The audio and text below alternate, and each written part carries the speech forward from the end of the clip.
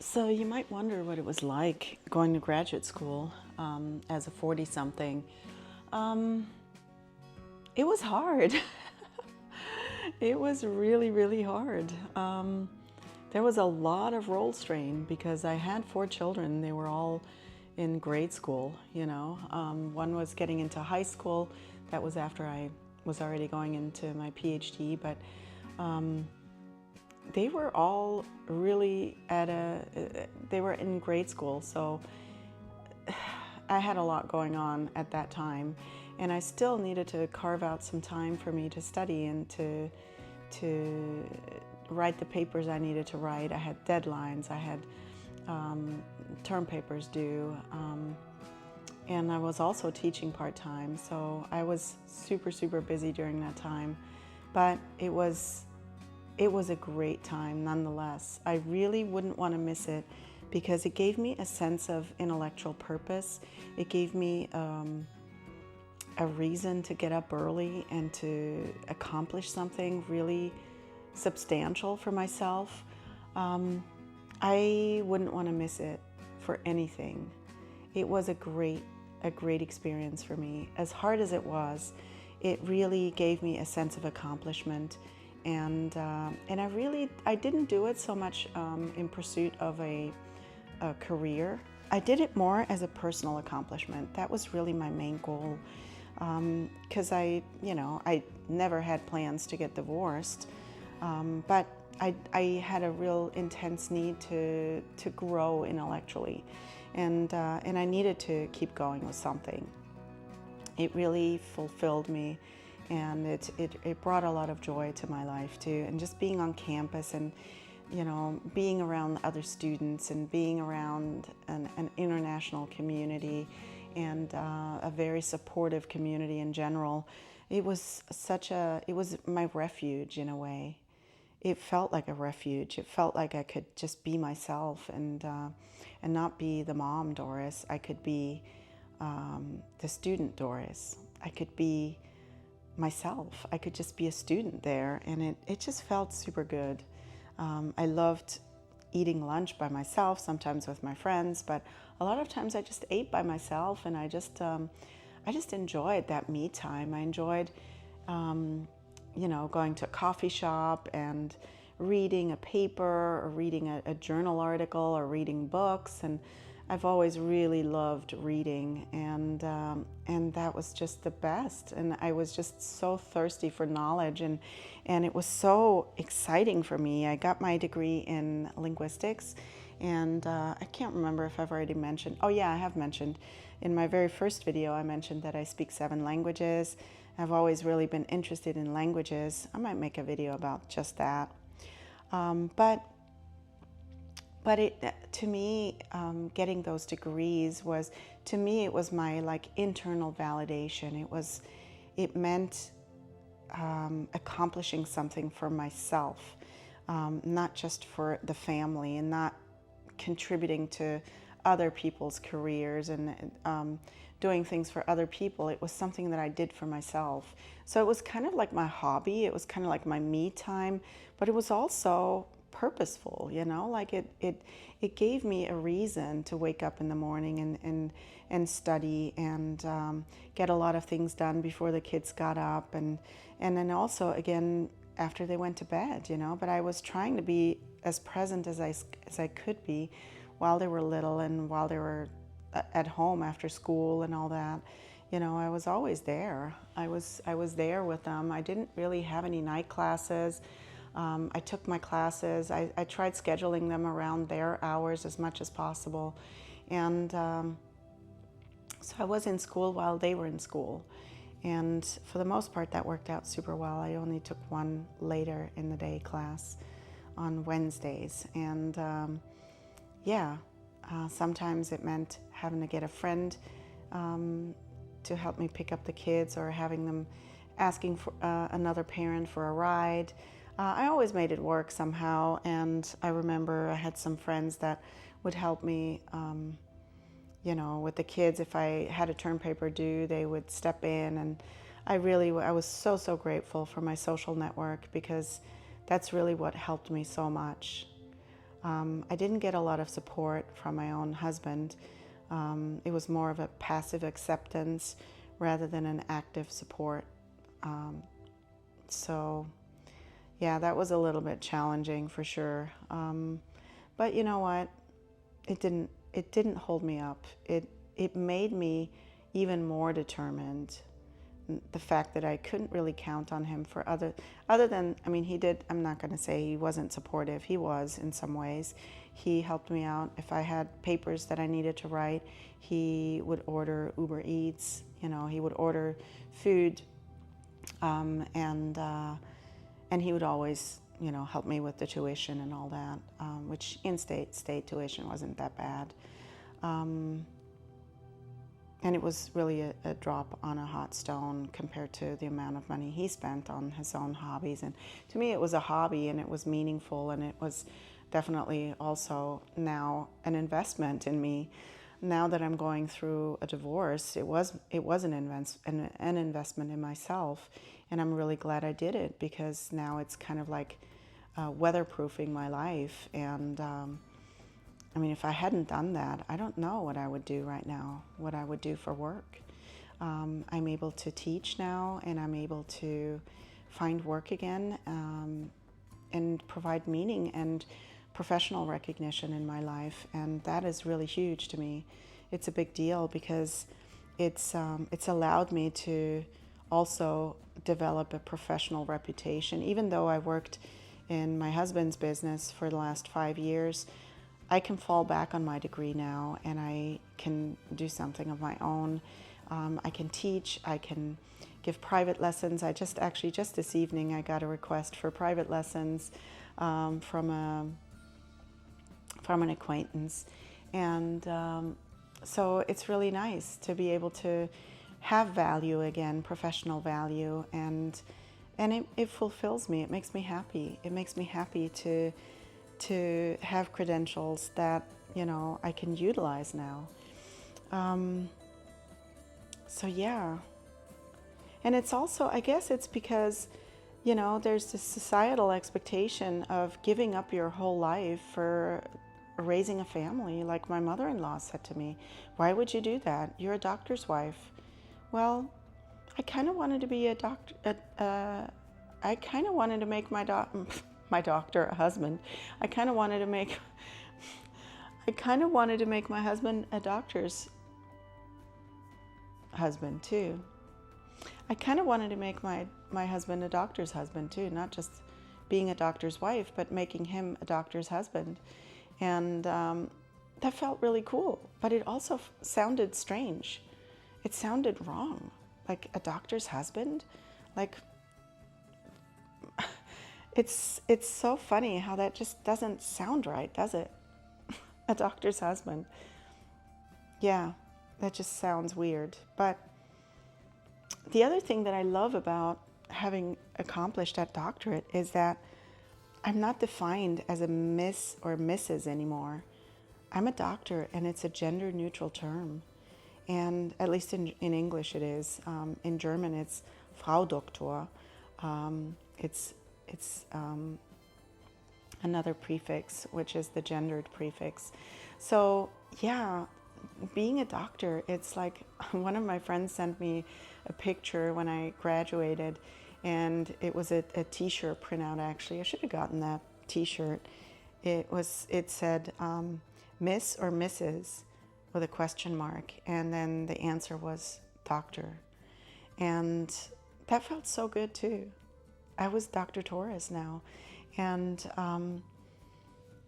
in my husband's practice, I never used my doctorate. I never used my doctor title once in that practice, because I didn't want to mislead people. I didn't want people to think I was a medical doctor by calling myself a doctor or answering the phone as Dr. Torres or anything like that.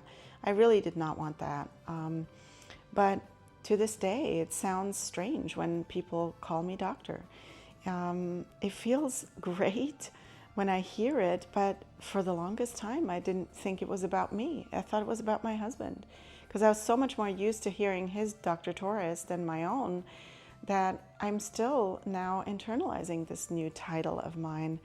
And it's still taking me a little minute to actually recognize that that is me. And some of you guys on YouTube have said Dr. Doris or Doc, or just called me doctor, and it's flattering, honestly, and I'm so grateful and humbled that you do recognize me with that title. And I don't expect you to say it, honestly, but it feels good. It feels good because I've earned that degree. I've worked very, very hard to earn it and to get to where I am today.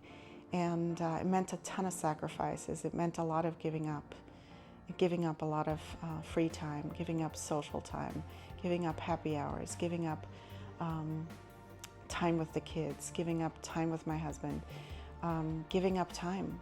It was giving up time. But I'm glad I did it. I'm so glad. And as guilty as I felt at times, I'm very, very proud of what I've accomplished, and I can only encourage you to do the same. If you have the urge and you feel like you're intellectually understimulated and you're underwhelmed, and you know you have potential, listen to yourself and do it, and follow your heart, follow your dreams. If you have academic dreams, follow them and do it for yourself. It felt amazing. It was such an accomplishment, and it was all worth it. All the sweat and the tears. Literally, like my first graduate course that I took in my PhD program, it wasn't even inside my program. It was a different department, a different college even, not a different college, within the university, within Arizona State. But that course was the hardest one that I took, and it was my very first one that I took in my PhD program. And we had a little mini support group within that group to give each other support to get through it, and it was a nightmare. It really was. But I also learned a lot during that course, and it was kind of like setting the tone for what was still to come. It was brutal. It was honestly brutal. But I got through it, and then there were some courses that were very intense, papers that were very long, and yeah, it was not an easy thing to do, especially having to deal with all the different energies I had in my life. The kids going through different phases in their life, some through teenage, some were preteens, some were still early grade school, and we have like an 8-year spread between my oldest and my youngest child. And so it was hard. It was hard to parent them. It was hard to still be a supportive wife and manage a household, manage a huge home. It was intense. It was really intense. But you know what? I'm glad I did it. I can only encourage you to do the same. Do it if it's in your heart. Know that it's going to be temporary. You can get through it. If you want to do it for yourself, do it. If you're I'm here to support you and cheer you on. If you feel like that's something you want to do, do it. I have no regrets when it comes to having accomplished those degrees, those 2 degrees, my master's and my PhD. It was amazing. It was an amazing experience, and it also kept me grounded in who I actually was as a person. And it allowed me to do something that I was passionate about intellectually. And I don't know what I would have done otherwise. I think I would have gotten really depressed if I didn't have that in my life, because I couldn't just be everybody else's support and be happy that way. It was just not fulfilling enough. I needed something more than that. My cat's trying to get into my bedroom.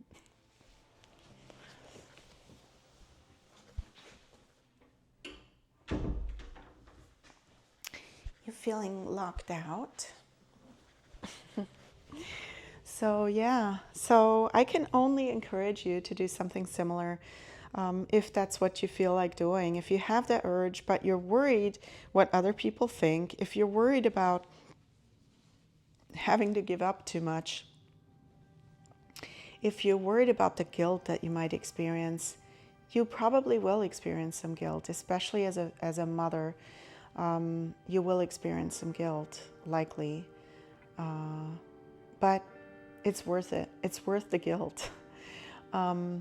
Maybe that's just my unique situation, that I felt so much guilt because of the unique personality that I was married to.